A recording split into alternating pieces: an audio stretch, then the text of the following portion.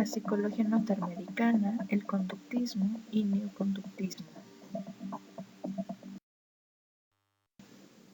La psicología norteamericana surge a mediados del siglo XIX, se basa principalmente en el estudio de animales, lo que conllevó experimentos para explicar el comportamiento del ser humano. Surgió la psicología experimental, que fue desarrollada en Estados Unidos. Mencionaremos algunos de sus representantes y sus contribuciones. Edward Thorndike ingresó a Harvard en 1897, donde asiste a cursos con James Cattell. En 1809 recibe el grado de doctor con su tesis La inteligencia animal, que sostiene que el aprendizaje instrumental sucede por prueba y error y que ninguna de sus experimentos con animales aprende observando. Asimismo, estudió los procesos asociativos en animales, que observaba y cuantificaba la conducta en situaciones de laboratorio, a lo que le llevó entre el psiquismo humano y el animal, y que estos son diferentes, ya sea por la complejidad y calidad de asociaciones observadas. Thorndike afirma que la vida mental es la mediación entre el estímulo y reacción. Explica la vida mental en términos de cúmulos de asociaciones establecidas en el sistema nervioso. Desarrolló una concepción de inteligencia animal en términos de aprendizaje de conexiones estímulo-respuesta, donde la conducta es resultado de un fortalecimiento progresivo de vínculos de estímulo-respuesta por ejercicio o repetición de respuesta y el efecto que ejerce dicha asociación. También fue el primero en aplicar los principios psicológicos del área del aprendizaje, que lo postuló en 3 leyes. La experiencia animal fue la causante para el conductismo. John Brown Watson investigó los procesos de adaptación y la conducta abierta, estudió con Jacques Love. Consideraban que la conducta de los animales y de algunos humanos consiste en respuestas mecánicas. En 1903 recibe el grado de doctor con la tesis Educación Animal, un paso definitivo en el avance del conocimiento de la correlación entre estructura cerebral y función psíquica. Afirma que el problema central de la psicología animal y humana es el aprendizaje, que tiene a partir del ensayo y error, por lo que elimina la conciencia e introspección. Watson define la conducta como actividad de ajuste por el medio externo. Sostenía que el condicionamiento explica los síntomas emocionales, una característica de la enfermedad mental. Para Watson, la enfermedad mental es el conflicto entre diferentes sistemas de reacción como perturbaciones del hábito. Watson estudia los sistemas de hábitos a lo que le llamó personalidad, que regula la vida emocional. Clasifica las formas de respuesta no aprendidas en 3 tipos, relacionadas con estímulos como el miedo, ira y amor. Watson considera que las reacciones emocionales son transferidas mediante el condicionamiento a una variedad de estímulos.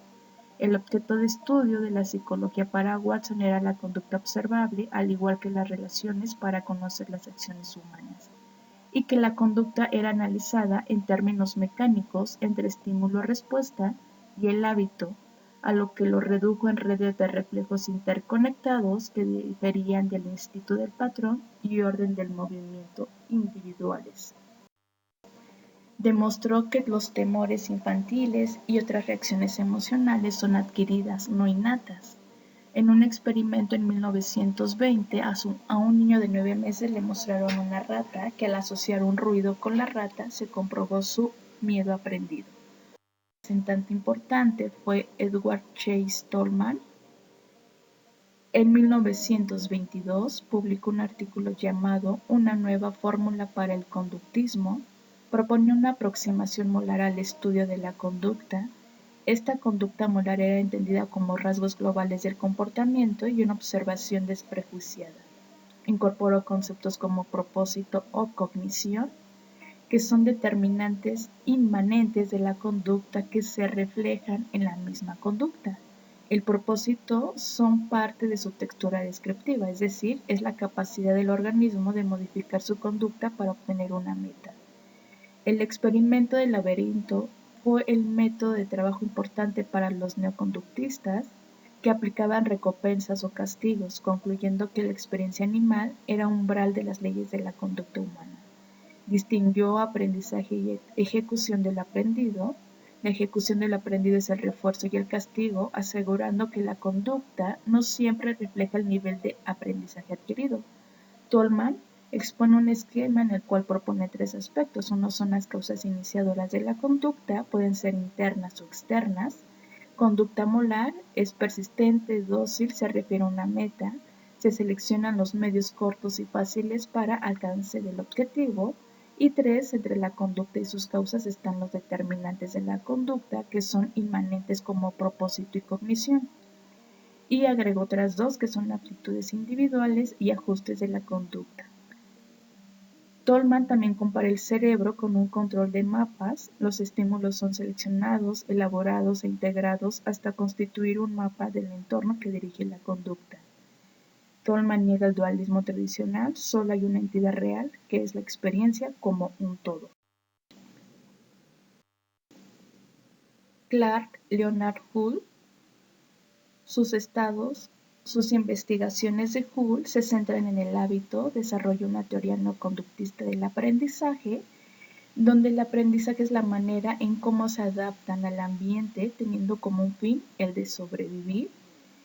Interpreta el conocimiento en términos de secuencia, estímulo y respuesta observables y no observables.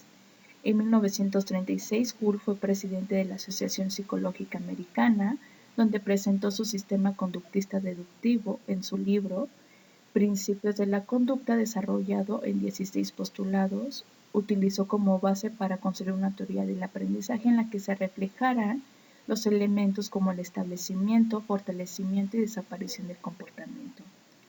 Hull potenció la imagen de la psicología como ciencia.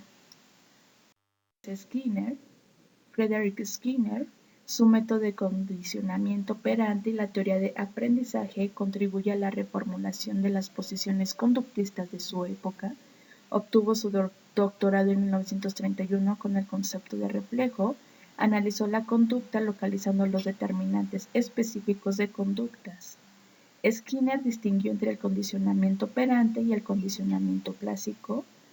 Experimenta con el modelo de estímulo-respuesta-refuerzo para averiguar cuándo y bajo qué condiciones se refuerzan una respuesta y sus consecuencias.